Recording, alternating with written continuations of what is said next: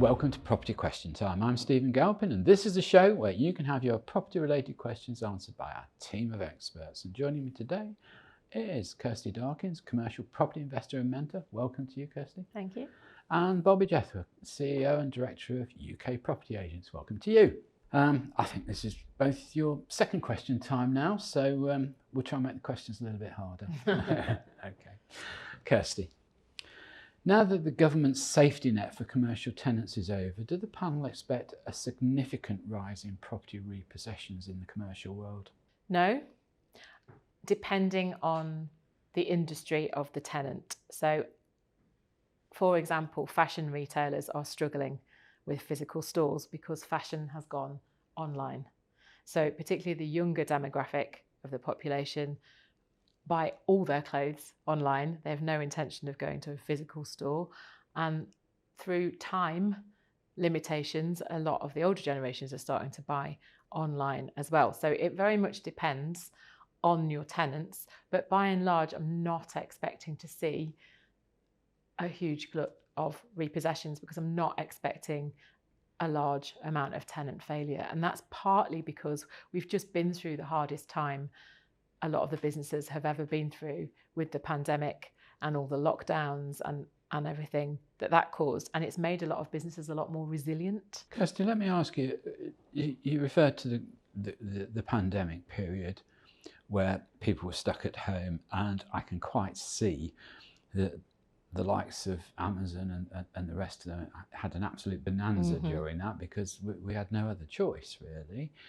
But have not people, since that pandemic is over, or theoretically over, sort of missed the shopping experience, and sort of, isn't this why some of the Amazon shares are dropping quite significantly? Because people are saying, well, it does work, it's very convenient, get that, but I like the experience. And also, I mean, I can just remember last year going into, I won't say the name of the shop, but a particular sort of fashion shop on Regent Street, very big one. And I think they'd spent about £12 million on what they call the shopping experience within the store.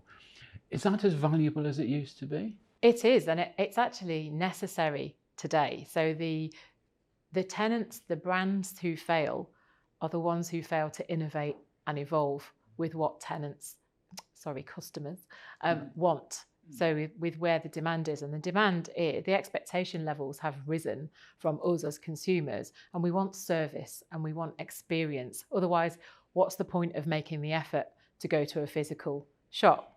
So we'll only make the effort if we can get something different to just the product that we can buy online.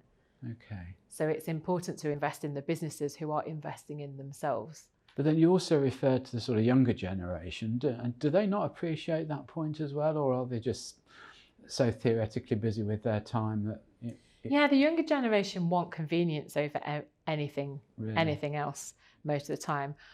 Experience works to a point, but it depends what kind of experience. They're more into their leisure experience and their gym and their coffee shop and that kind of convenience rather than your retail experience. It just strikes me from what you're saying that as a commercial property investor, you've almost got to be a bit of a retail sort of guru to know what's going on, haven't you?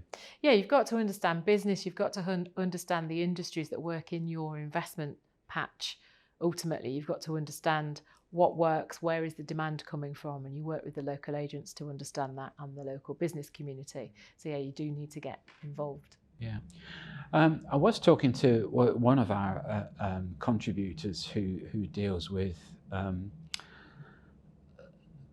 enforcement of various bits of legislation in terms of commercial properties. And he was saying that there's been a huge amount of companies that have, shall we say, left their debts behind and created new companies and have actually ended up as tenants of properties where really they shouldn't be. Yeah. And it's causing quite a lot of difficulty in terms of enforcement and getting these tenants out. Have you experienced that? Yeah, a lot of the time. And I'm surprised the loophole hasn't been closed, to be honest, but it hasn't. So big brands are able to use CVAs, for example. Well, big brands can do it nicely, can't they? Yeah, they can, you know, but there are more and more brands who, if they've got, you know, a portfolio of stores and some work and some don't, they will use what's available to them, which is, oh, let's go into administration. We'll let go of all the ones that don't work, and those landlords will lose their tenant and end up with a vacant shop, and there's not very much they can do about it. We'll keep all of the profitable stores, set up a new company, agree new leases with those landlords who are likely to agree, and and that is in the tenant's favour. And it's quite the ones they've difficult shut down otherwise. can't come back at them, of course, can they? No, because they've closed the company effectively and set up a new one. Is this something you've come across, Bobbie? Fortunately not. No, I've not come across, but I've heard quite a lot of horror stories where companies are closing off and setting up again. I know effectively you're based sort of North London way, aren't you? Yeah, And Northwest, yeah. And I just wondered, there is a sort of plethora of sort of fairly small retail units there, a lot of churn in terms of tenancies. I wonder if whether that had caused a big problem or not. Well, we have smaller shopping parades and north. You know, they're not like the bigger guys. Obviously, it's a different story. But yeah, I mean, it does happen. And Kirsty, you're very right. Yeah. I'm surprised too there hasn't been sort of a bit stricter legislation about that, or more difficulty registering your company or your new venture with Companies House. But it is relatively easy, isn't it? It is, and I think, but not to put people off investing in commercial. I'd say the way to mitigate it is to invest in properties with more than one unit, more than one tenant. So you don't really want to invest in single let commercial. And then there's always something called personal guarantees, isn't there? Well, there are, but you hope not to have to go down that road. Yeah. But. Okay, good. Okay, Bobbie, your question. Do the panel think that the cost of living issues that we're all experiencing will have a detrimental effect on apartment service charges? If so, will this add to the number of repossessions by freeholders taking action, or will mortgage providers assist their borrowers? Very good question. Yeah, I think the way things are planning out at the moment, I think, there could be big issues with regards to... I mean, we've even got some, personally, I think we've got some negligence from the government. I mean, where you have a huge tower block and you have communal heating and cooling, that's not regulated at all under the, help with energy schemes. No, and the service charges, some of the, the freeholders are charging the tenants with the service they're actually getting is another story altogether. So yeah. I think we could do a whole program on that. Whammy. yeah. For the tenants, really. So I mean, for the leaseholders. So I mean, yeah, I mean it's tough. It's tough for and I can't see why the lenders would really step in on behalf of the. I could see lenders. I mean, the first port of call for a freeholder experiencing service charge arrears is to say, I'm going to write to your mortgage provider and let them know that you're in breach and that I could theoretically go for repossession of the property. I don't know whether that will become a sort of wider exercise. I don't know.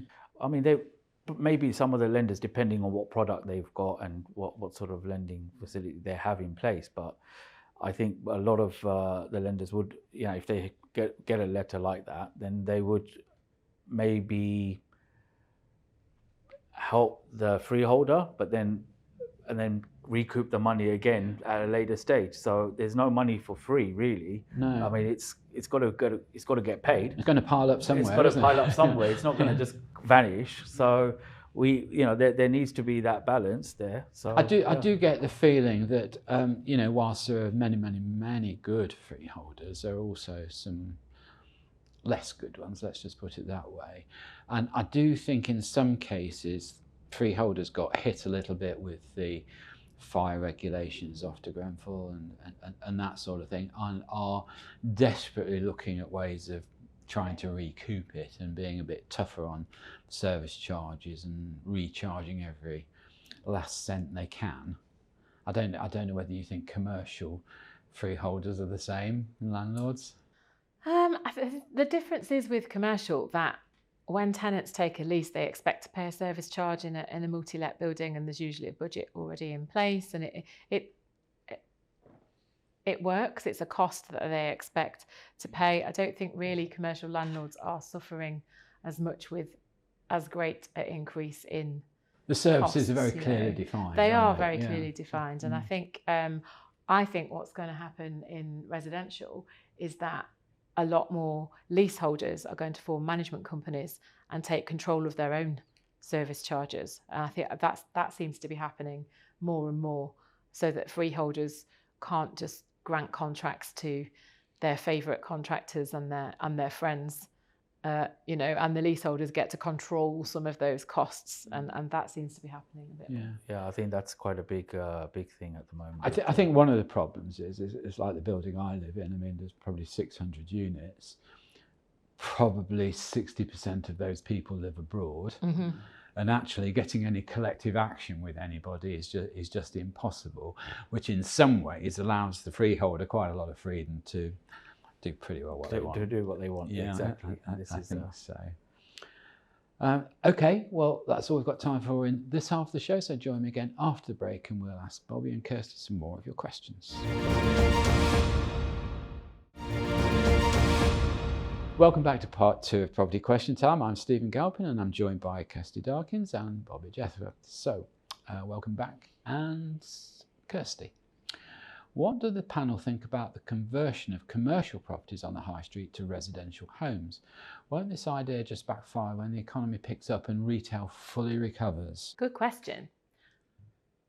I don't think it will backfire on the whole, because roughly we have between 20 and 25% too much retail. That's what we believe as surveyors in the industry, as commercial investors. It will never be needed as retail again, because our consumer habits have changed for good. So, 30% has gone online. Therefore, it makes sense 20 to 25% of retail property isn't going to be needed in its current format. The answer, however, isn't always to convert that straight to residential, particularly on the ground floor. So I think what does work is conversion of upper parts above ground floor commercial in town centres and high street locations to residential, because then the residents are using the services that are being provided by the ground floor commercial. That can work well. What doesn't really work is converting wholesale ground floor commercial into residential.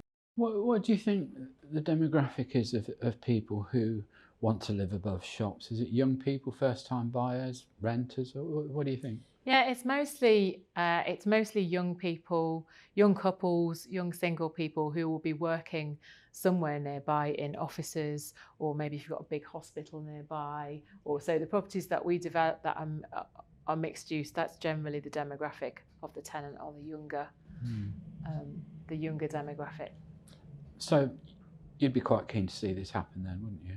Yeah, I think I'm keen to see high streets repurposed and properties brought back into use, and I don't think just a residential or just a commercial use is the answer. I think a mix of the two. Do you not think the spaces have, in practice, been taken up by millions of coffee shops and I won't say the names, but I know one of the big ones had this sort of policy that they didn't want you in any major city to have to walk, I think it was 3 minutes before you came to another one. It was this sort of saturation policy, wasn't it? Is that still working? So it is working, and I personally think we're drowning in coffee and pizza. But the demand is there, and part of the reason the demand is there is because our working habits have changed. And a lot of us work from home, except we actually work from the coffee shop. Or everybody's like me, and if it doesn't take 3 minutes and go ding at the end, it doesn't get cooked, I suppose. Precisely. So we're looking for convenience. We're looking for places to go outside of home because we get bored of our own four walls, and that's really what's driving the and constant, COVID would have pushed that on, wouldn't it? And it has, and it's caused localism, and it's caused demand in locations which coffee shops would never have worked in before COVID, that now thrive because you've got this hybrid working going on with people working at home 2-3 days a week. And actually what you're seeing is a lot of the coffee shops in city centres closing down because the office traffic isn't there anymore, but they're reopening in the localized suburban locations instead, and that's certainly happened around me. So it's quite an interesting trend. It's just a change, isn't it? What do you think, Bobbie? Yeah, I think we got quite a few Costa coffees now, and loads of coffee shops everywhere now. So, yeah, pizza places, and it's just spiraled, and it's good. It's good. I'm quite interested in the finances of these coffee shops. I know a friend of mine was a director of one of the big ones, and I said, "Oh, good heavens, you don't make much per branch." And he said, "No." He said, "We might make £100 a week off one shop." I said, "Well, what on earth are you doing?" He said, "Well, if you've got 5,000 shops, it doesn't really matter, does it?" Well, precisely. And there's a brand that came over from Canada a few years ago who are following another brand, essentially. So they've looked at the demographic for their business and gone, oh, here's the equivalent UK demographic. And we want to be everywhere where that business is. And so their acquisition program is following somewhat a brand who's already everywhere in every high street in the UK. And their acquisition strategy is to be everywhere that this other brand is. And that means that that's an agent's dream, isn't it? Well, it is. Absolutely. But yeah, so there doesn't seem to be any slowdown in, the kind of coffee, pizza, convenience revolution. Ice cream, even ice cream. I think it's all working, but like with anything, I would never advise that you ever invest all in one type of tenant. You want to mix the tenant types that are in your investments. Well, that's another advantage for commercial, isn't it? You can get a mix. Whereas with residential, you're either letting a single house, a buy-to-let apartment, or an HMO. Exactly. Very simple. Yeah. Well, I suppose better the devil you know, isn't it? But I'm quite envious of the diversity that commercial can give you. I think that's quite a good thing. Okay, Bobbie, your last question.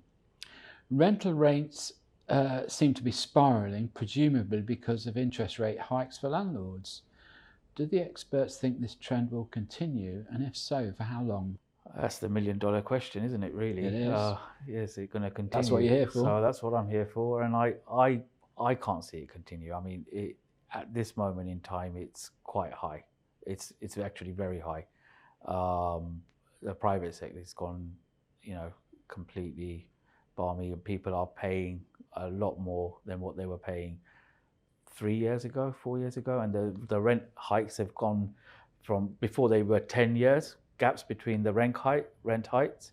Now it's almost 3 years, and it's going up and up and up. And I think it's got to get to a point where it has to stop.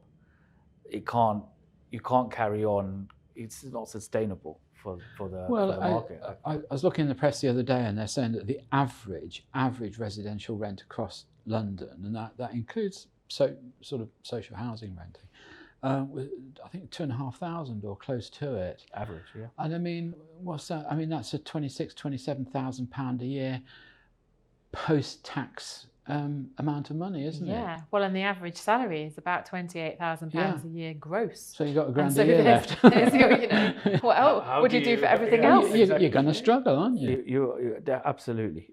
So you're going to have to get roommates, or you get other people to come in and live with you. Do you think that in itself will create new types of tenancies? Possibly. It could create different types of tenants, but you also want to know who's actually in that property, where the tenants are, if they subletting to another tenant without consent of the owners, in order to make up the rental payments. Maybe they could afford it at one point, then it's spiraling up, the landlord might want more. There's too many variables at the moment. I can see the logic with an HMO, because you're renting out individual rooms, exactly, and that's fine. But where you have sort of joint tenancies of perhaps a house or something like that, where there's 3 or 4 of them, and I just worry about where the rent was coming on. It's all right saying, well, it's all joint and several, but it doesn't quite work like that, does it? No, not always. I mean, I think a lot more people will end up living at home for longer, staying with parents. But also, the fact is that in the UK, I read this the other day, and I can't remember the exact percentage, but I think it's about 28% of properties are actually unencumbered, so they have no lending no borrowing against them. So I think we'll find families releasing equity to help younger generations buy. Yes. And we've been going to generation rent for a really long time, but I actually think that might, if rents don't slow down, I think that might start to backtrack. Yeah, and we'll go start to towards use the some of the buying. Well, equity. I think it's an interesting subject, that change, because I mean, 20 years ago, we were saying, oh, well, I wonder if we should become more like Europe, where young people in particular wouldn't dream of buying. They'd say, what on earth do you want to buy for? We want to be flexible in terms of location, in terms of work process and opportunity.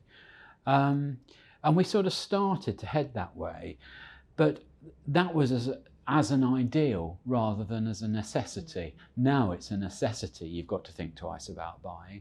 And I mean, we get so many people asking about, should we buy? You know, we're young, we're trying to buy, should we, or should we rent, or should we half own, and this sort of thing. And I mean, I'm just not sure whether it's good advice to say you must own now. I mean, Yeah, absolutely. I mean, look, one option that I give people that not many people think of is, why don't you buy a mixed use property? So the younger demographic are happy to live above shops. Yeah. Buy a shop and a flat, live in the flat, take the rent from the shop. Yeah. How difficult to finance would that be? You would need some capital to if the shop was already let, you'd be able to raise finance. You might be able to raise more actually. Than and you'd be able to raise more against a mixed-use property than a commercial property on its own, yeah. Yeah, so that's an interesting proposition. I think a lot of the tenants also, they're working professional tenants, they're getting maybe subsidised on their pay packet for their rent because they've been working from home over the COVID. So I think that's also kind of like helped bring up the rents because the corporate companies are sort of paying towards their rental from working from home rather than renting a desk or coming into town, where office per square foot is much more expensive than living slightly further out. So, well, I mean, here at Property TV, we're always very keen to sort of support anything that helps young people get on the property ladder. But I think a lot of the government schemes that we've had, I mean, the sort of Help to Buy scheme last time, there was a lot of comment, and even from developers themselves saying, well, actually, it's only helped us. It hasn't helped anybody else buy a property. It hasn't added to the number at all. And I think a lot of government schemes are like that, unfortunately. But there we are. Well, that's all we've got time for in the show today. So thank you very much to Kirsty Darkins. Thank you, Kirsty, for coming in. Pleasure. Bobbie Jethwa, thank you very much for coming in. thank you. I'm Stephen Galpin. Join me again next time on Property Question Time.